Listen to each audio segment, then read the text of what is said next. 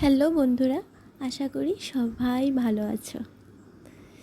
আজকে আমি তোমাদের সাথে নিয়ে এসেছি একটা নতুন রেসিপি। আজকের এই রেসিপিটার নাম হচ্ছে চিকেন বল। এই চিকেন বলটা খেতে যেমন সুস্বাদু তেমনি বানাতেও অনেকটাই সহজ। চলুন দেখা যাক চিকেন বল বানানোর পদ্ধতি।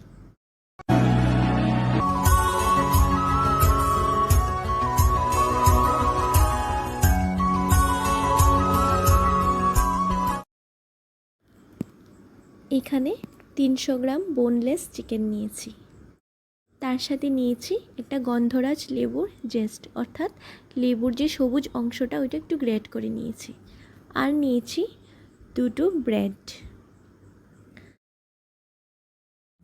তার সাথে লাগছে 2 চা চামচ চিলি সস আর 1 চা চামচ রেড চিলি সস, আর লাগছে টমেটো কেচাপ।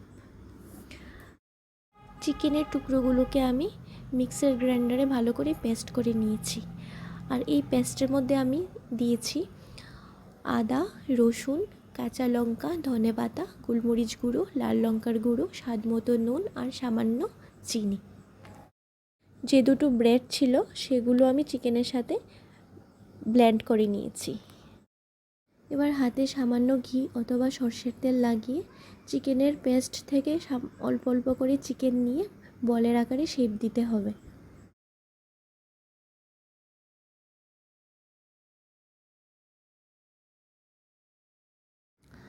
প্রায় অনেকগুলো আমি চিকেনের বলের আকারে গড়ে নিয়েছি।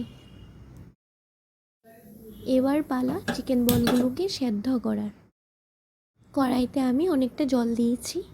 জলটা ফুটে উঠবে না, তবে জলটা যখন গরম হয়ে আসবে তখন চিকেন বলগুলোকে এক এক করে ছেড়ে দিতে হবে, আর খুব সাবধানে ছাড়তে হবে। আরেকটা কথা বলতে আমি ভুলে গেছি, চিকেনের পেস্ট যখন আমি বানিয়েছিলাম তখন কিন্তু আমি সামান্য গরম মশলার গুঁড়োও কিন্তু অ্যাড করেছি। এক এক করে সবগুলো বল ছাড়া হয়ে গেছে। এবার একদম অল্প আঁচে জলটাকে ফুটতে দিতে হবে যাতে চিকেন বলগুলো ভেঙে না যায়। দেখতেই পাচ্ছেন চিকেন বলগুলো খুব ভালোভাবে সেদ্ধ হয়ে গেছে। একটা চিকেন বলকে আমি ছুরি দিয়ে কেটে দেখাচ্ছি ভেতরটা। এই দেখুন কতটা নরম তুলতুলে আর খুব ভালোভাবে সেদ্ধ হয়ে গেছে।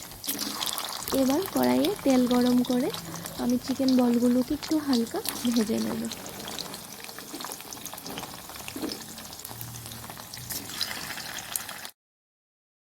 চিকেন বলগুলো ব্রাউন কালার হয়ে আসলে এবার একটা ছোট বাটিতে নামিয়ে নিলাম।